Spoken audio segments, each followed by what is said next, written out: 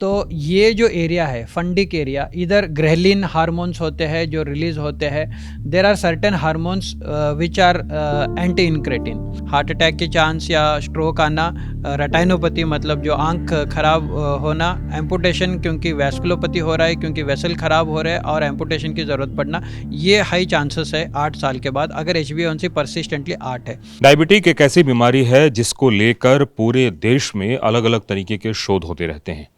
एक आम हिंदुस्तानी डायबिटीज से कितना परेशान है, इसके बारे में अगर जानना है तो तमाम तरह के डेटा भी मौजूद हैं। लेकिन एम्स के डॉक्टरों ने ऐसा शोध किया है जिससे कि डायबिटीज महज 2 घंटे में खत्म हो जाएगी। आपको सुनकर हैरानी होगी, लेकिन ये हकीकत है। और खुद बताने के लिए हमारे साथ सर्जन डॉक्टर मंजुनाथ सर मौजूद हैं। सर, सबसे पहले तो आपको कॉन्ग्रेचुलेशंस, आपने एक अच्छा शोध किया है।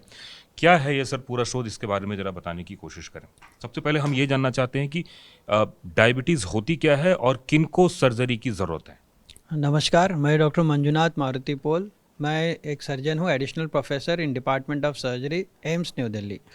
तो डायबिटीज़ तो सबको मालूम है कि India is also a capital city of world of diabetics. ये तो नई चीज़ नहीं है, सबको मालूम है, ये डेटा भी एंड इन्फॉर्मेशन भी। लेकिन क्या इम्पॉर्टेंट अभी ये है कि India is also a capital city of uncontrolled diabetes.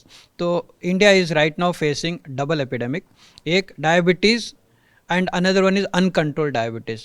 अब ये अनकंट्रोल्ड डायबिटीज़ क्यों इतना इंपॉर्टेंट है? ये इसलिए इंपॉर्टेंट है कि परसिस्टेंट हाइपरग्लाइसीमिया और अनकंट्रोल्ड डायबिटीज़ कैन एक्सेलरेट और cause organ failure at an early duration. ठीक है, अब हम एक आम भाषा में लोगों की समझने की कोशिश करते हैं। जैसे कि HbA1c जिसको हर कोई टेस्ट कराता है, उसका क्या लेवल होना चाहिए और किस लेवल पे क्या क्या ऑर्गन फेलियर के चांसेस हैं। ये क्वेश्चन पूछा जा रहा है ये सीवियरिटी ऑफ डायबिटीज़ कंसिडर करने के लिए। HbA1c ये 3 मंथ के एंड, जनरली एवरी 3 मंथ के एंड में हम चेक करते हैं, क्योंकि 3 महीने के बाद हमें मालूम होता है। HbA1c and the duration of occurrence of complication, ये दोनों का रिलेशन इन्वर्सली होता है। The more the HbA1c shorter the duration of occurrence. से फॉर एग्जांपल अगर किसी का HbA1c 8 है तो 8 साल के बाद जनरली और परसिस्टेंटली 8 है for a very long duration, तो 8 साल के बाद इनका किडनी फेल होना, हार्ट अटैक के चांस या स्ट्रोक आना, रेटाइनोपैथी मतलब जो आंख खराब होना, एम्पुटेशन क्योंकि वैस्कुलोपैथी हो रहा है, क्योंकि वेसल खराब हो रहे हैं और एम्पुटेशन की ज़रूरत पड़ना, ये हाई चांसेस है 8 साल के बाद अगर HbA1c परसिस्टेंटली 8 है। वैसे अगर HbA1c 12 हो जाता है, परसिस्टेंटली हाई रहता है, तो इनकी ड्यूरेशन लेस देन 6 ईयर्स होती है ऑर्गन डैमेज होने की। और जिनका 6.5 HbA1c है उनका 15 साल तक ऑर्गन डैमेज होने की चांस होती है। ठीक है, तो अब जिस हम डायबिटीज़ की बात कर रहे हैं, उस डायबिटीज़ में सर्जरी की नौबत कब आती है। सो देखिए, the first line of treatment for type 1 diabetes अभी भी लाइफस्टाइल एंड डाइटरी मॉडिफिकेशंस है।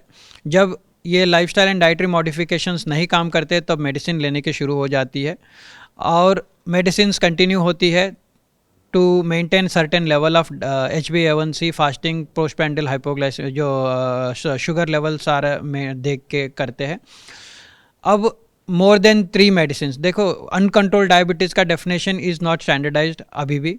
वेस्टर्न लिटरेचर कुछ और बोलता है, हमारे लिटरेचर जो यूनिट की प्रोटोकॉल्स है जो हम मेंटेन करते हैं, जो डेफिनेशन रखा है वो डिफरेंट है। वेस्टर्न लिटरेचर ये बोलता है कि HbA1c more than 7 on at least 2 anti diabetic medicine. हमारा जो है प्रोटोकॉल हम यही बता रहे कि 7.5 HbA1c persistent, at least more than और equal to 3 oral hypoglycemic drugs with and without insulin, at least 2 years of diabetes. हम इन लोगों को अनकंट्रोल डायबिटीज़ समझते हैं। और अनकंट्रोल डायबिटीज़ और इरेस्पेक्टिव ऑफ HbA1c अगर ऑर्गन डैमेज लेके आ जाता है पेशेंट, तो उनके लिए हम सर्जरी एडवाइस करते हैं, metabolic surgery for type 2 diabetes. अब हम आते हैं कि सर्जरी कैसे होती है। हमारे सामने में एक डेस्कटॉप है और डॉक्टर साहब समझाने की कोशिश करेंगे कि ये हमारा स्टमक का पोर्शन है और कैसे कैसे इसमें सर्जरी करेंगे। डॉक्टर साहब, पहले ये बताइए कि ऐसी क्या नौबत आती है जिसमें कि कहाँ से इंसुलिन, कहाँ से हार्मोन, कहाँ से तमाम तरह की चीज़ें सेक्रेट होती है, जैसे खाने की बात। ये स्टमक है, ये नॉर्मल अनाटॉमी वाला स्टमक है, ये फंडस है, ये बॉडी है, एंट्रम पाइलोरस है। तो ये जो एरिया है फंडिक एरिया, इधर ग्रेलिन हार्मोन्स होते हैं जो रिलीज होते हैं। There are certain hormones which are anti incretin. जैसे ग्रेलिन होता है, और उसके बाद लेप्टिन होता है, उसके बाद ग्लूकेगॉन होता है, और ये एक हार्मोन है जीआईपी। तो ये जीआईपी हार्मोन दो तरीके से काम करता है। इसका नाम है ग्लूकोज डिपेंडेंट इंसुलिनोट्रोपिक हार्मोन करके बोलते हैं। पॉलीपेप्टाइड होता है जीआईपी, ग्लूकोज डिपेंडेंट इंसुलिनोट्रोपिक पॉलीपेप्टाइड। तो ये दो तरीके से काम करता है। इन ए नॉर्मल हेल्दी इंडिविजुअल वो इंसुलिन सिक्रेट करने के लिए हेल्प करता है, लेकिन इन diabetes patient it can be and मतलब वो ग्लूकेगॉन सिक्रेट करने की कोशिश कर सकता है। मतलब जैसे कि एसोफेगस के जो नली है जो वहाँ पे ये इसोफेगस है, यहाँ से जब और फल ये आया। ग्रेलिन वगैरह, एक तो हार्मोन इधर ग्रेलिन है और बाकी लेप्टिन वगैरह दूसरी जगह से सीक्रेट होता है। तो हम सर्जरी में क्या करते हैं, नहीं, सर्जरी से पहले एक बार समझाने की कोशिश करें, जो खाना आया उसको किस तरीके से डिस्टर्ब करता है डायबिटिक पेशेंट को? सो जब खाना इधर आता है जनरली तो खाना इधर मिक्स होता है, एसिड है, हार्मोन्स रिलीज होते हैं जैसे ग्रेलिन वगैरह रिलीज होते हैं, उसके बाद इधर एसिड से चर्न होता है खाना, और उसके बाद डिओडिनम में जाता है। डिओडिनम इधर डायग्राम में नहीं दिख रहा है, तो डिओडिनम के बाद जीआईपी हार्मोन रिलीज होते हैं, उसके बाद ग्लूकेगॉन हार्मोन रिलीज होते हैं, इंसुलिन भी रिलीज होता है। ठीक है, तो ये अब वहाँ गया। अब अगर हम सर्जरी की बात करें तो उसमें आप कैसे क्या करते हैं, उसकी जरा सा एक बार अगर हम वानगी देखें और उसको हम दिखाने की कोशिश करें। तो ये नॉर्मल अनाटोमी है स्टमक का। इसका नाम है मिनी गैस्ट्रिक बाईपास और one anastomosis gastric bypass. Mini का मतलब एक ही अनास्टोमोसिस है, उसीलिए मिनी करके वर्ड एक ऐसे ही यूज़ कर रहे। तो ये नॉर्मल अनाटोमी स्टमक है, तो हम इधर से इसको स्टेपल लेके कट करते हैं। दिस एंटायर एक ट्यूब रिफैशन करते हैं हम लोग। ठीक है, ओके, तो ये स्टमक का ये around like less than 100 ml का एक पाउच बनाते हैं, गैस्ट्रिक पाउच। ये स्टेपल से ही होता है जनरली। ओके, एंड ये सर्जरी लैप्रोस्कोपिक है। ये सर्जरी पैनक्रियाज पे नहीं है, ये सर्जरी स्टमक एंड इंटेस्टाइन पे ही है। ओके, तो ये स्टेपल करके ये एक ऐसा छोटा सा ट्यूब क्रिएट करते हैं। बाद में इनका जो पेशेंट का मेटाबॉलिक प्रोफाइल है, बीएमआई पेशेंट है, वेट जितना है, ये सब देख के ये लेंथ ऑफ बाईपास करना है इंटेस्टाइन। तो ये लेंथ ऑफ बाईपास इंटेस्टाइन को इधर जोड़ते हैं। ये जिजिनम होता है। तो generally between 160 centimetre to 200 centimetre of intestine is bypass. तो इसमें बाईपास ये होता है कि फूड इधर से जब आता है डायरेक्टली फूड इंटेस्टाइन में जाता है, और इधर से GLP-1 hormone, peptide Y hormone, ये सब रिलीज हो जाते हैं। These are incretin hormones. और जो गैस्ट्रिक स्टमक जूस था, जो बाइल आ रहा था, जो पैनक्रियाज का जूस है, वो स्टमक के कॉन्टैक्ट फूड के कांटेक्ट में नहीं आएगा अप टू 180 सेंटीमीटर या 160 सेंटीमीटर जो बाईपास है, उसके बाद से ही फूड से मिक्स होता है। तो इसका ये है कि जब फूड आता है डायरेक्टली इधर जाता है, कोई इधर डाइजेशन नहीं हो रहा है, directly entry into the intestine हो रहा है, तो ये GLP हार्मोन स्टिमुलेट होकर इंक्रीज करता है। तो ये anti incretin and incretin hormones इतना हेल्प करते हैं। जैसे एक रूम है, रूम के अंदर सेल्स के अंदर ऑर्गेनल है, डिफरेंट माइटोकॉन्ड्रिया है, बहुत सारे चीज़ें हैं। तो जो दरवाज़ा है इसको हम बोलते हैं जहाँ से इंसुलिन एंड ग्लूकोज अंदर आता है। तो ये दरवाज़ा इतना टाइटली पकड़ा है, ये resisting factors, anti incretin factors की दरवाज़ा नहीं खोल रहे। और जो कॉरिडोर, जो ब्लड वेसल की तरह कॉरिडोर है जिसमें से ग्लूकोज एंड इंसुलिन वगैरह आ रहे, तो वो अंदर आ नहीं पा रहे because of this resisting factors. और जब ये सर्जरी होता है, ये एंटी इनक्रेटिन हार्मोन्स एक ही बार गिर जाते हैं। जैसे ये जो ग्रेलिन है, लेप्टिन है, बाद में GIP हार्मोन भी गिरता है, ग्लूकेगॉन गिर जाता है। सो बहुत सारे ये हार्मोन्स गिरते हैं, और GLP हार्मोन, पेप्टाइड, ये सारे हार्मोन्स इंक्रीज होते हैं। तो दी फेवरेबल हार्मोन्स इंक्रीज होते हैं और अनफेवरेबल हार्मोन्स डिक्रीज होते हैं। तो उससे दरवाज़ा आसानी से खुल जाता है, पैनक्रेटिक फंक्शन इंप्रूव हो जाता है। इसका ये भी एक इफ़ेक्ट है कि वेट लॉस अराउंड 20 to 30% होता है, और इनको प्रोटीन एंड विटामिन्स लेना बहुत ज़रूरी रहता है। ठीक है, अब हम आते हैं बात सर्जरी की। तो क्या ये मैनुअल सर्जरी होती है, क्या ये लेप्रोस्कोपिक सर्जरी होती है, या फिर क्या ये रोबोटिक सर्जरी होती है? जनरली ये सर्जरी लैप्रोस्कोपिक होती है, और छोटे छोटे छेद है 10 मिलीमीटर या 1 सेंटीमीटर बोल सकते हो, 5 मिलीमीटर या 0.5 सेंटीमीटर के इंसिजन्स होते हैं। Around button whole surgery button whole surgery है जनरली। ये सर्जरी रोबोटिकली भी कर सकते हैं, लेकिन कोई ज़्यादा फर्क नहीं है दोनों में।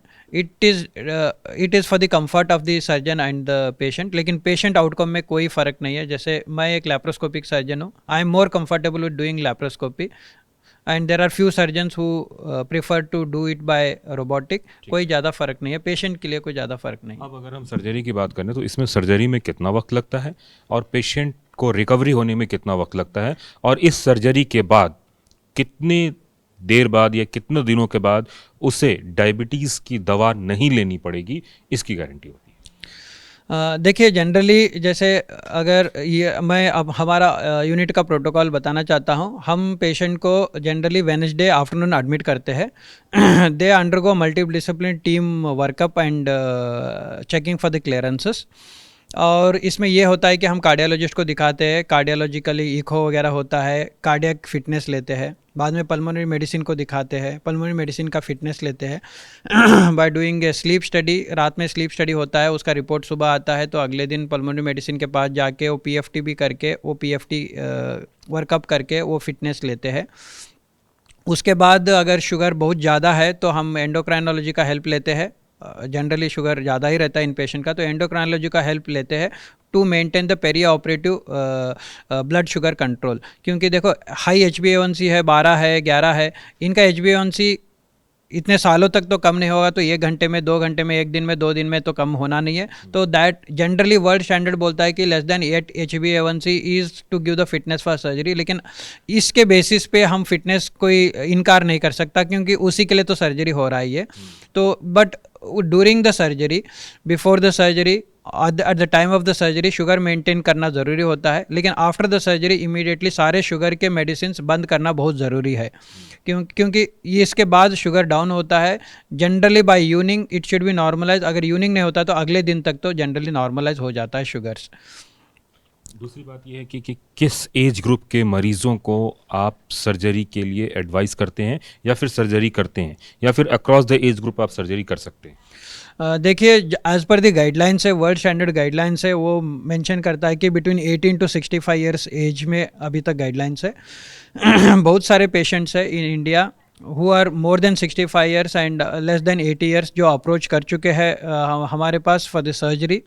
We are unable, we have not told them we will not be doing, but we are waiting for the ethics clearance and multi discipline clearances. वो जब हो जाता है, क्लियरेंसेस मिलता है, तब हम उनको ऑपरेट कर सकते हैं, because it's a high volume centre है हमारा. और दूसरी बात, लेस देन 18 ईयर्स में जनरली मैक्सिममली डाउन तो 16 ईयर्स तक जा सकते हैं, उसके नीचे जनरली हम सर्जरी ये प्रेफर नहीं करते, क्योंकि टाइप 1 डायबिटीज़ के लिए ये सर्जरी नहीं है, टाइप 2 डायबिटीज़ के लिए ही है. मतलब 15 से 65 साल की उम्र के लोगों की आप सर्जरी कर सकते हैं? अभी फ़िलहाल तो 18 to 65 ईयर्स के लिए रिकमेंडेड है. और दूसरी बात ये है कि इस सर्जरी में खर्चा कितना आता है, अगर हम एम्स की बात करें और एम्स से बाहर की बात करें?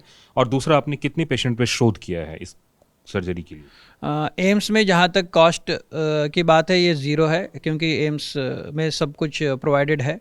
तो एम्स में कोई चार्जेस नहीं है. और जहाँ तक बाहर की सवाल है, जहाँ मैंने सुना है ऐसे, it cost between 3 to 6 lakh. Generally ये लैप्रोस्कोपिक होता है, तो हो सकता है लैप्रोस्कोपी की चार्जेस 4-5 लाख हो एंड रोबोटिक के लिए 6 लाख चार्ज होता हो. बट मैं ये बताना चाहता हूँ कि ये कॉस्ट नहीं, important is cost effectiveness of the treatment. क्योंकि अगर समझिए कि अनकंट्रोल डायबिटीज़ है, और हमें सबको मालूम है कि अनकंट्रोल डायबिटीज़ से ऑर्गन डैमेज, ऑर्गन फेलियर होने के चांसेस बढ़ जाते हैं. तो अगर वो कंसिडर करते हैं और समझिए कि पेशेंट डायलिसिस पे जाना है या ट्रांसप्लांट करना है, उसका अपने आप एक खर्च है. रेटाइनोपैथी के लिए लेज़र सर्जरी की ज़रूरत पड़ सकती है, एम्पुटेशन या स्टेंटिंग की ज़रूरत पड़ सकती है, या बाईपास की ज़रूरत पड़ सकती है लिम्ब इश्कीमिया के लिए या पेरिफेरल आर्टरी डिसीज़ के लिए. Coronary artery bypass in case of heart attack के लिए या स्ट्रोक के लिए आईसीयू या स्टेंटिंग की ज़रूरत पड़ती है. ये सब कुछ खर्चा देखेंगे and the quality of life is affected, return to normal activity is delayed. ये सब खर्चा देखेंगे तो ये सर्जरी कॉस्ट इफेक्टिव है and the complications are not really significant, they are minimal. The main answer lies in early detection of the complication and addressing them. हमने about 35 patients में surgery की है जो कोर डायबिटीज़ है. सर्जरी के generally Friday surgery हम करते हैं, और सर्जरी के बाद शाम तक ये डायबिटीज़ की मेडिसिन सारे बंद करते हैं. डायबिटीज़ की सर्जरी, इस सर्जरी के बाद जनरली दवाई ज़रूरत नहीं पड़ी है. All 35 are off diabetes medicine and they are living a happy healthier quality life.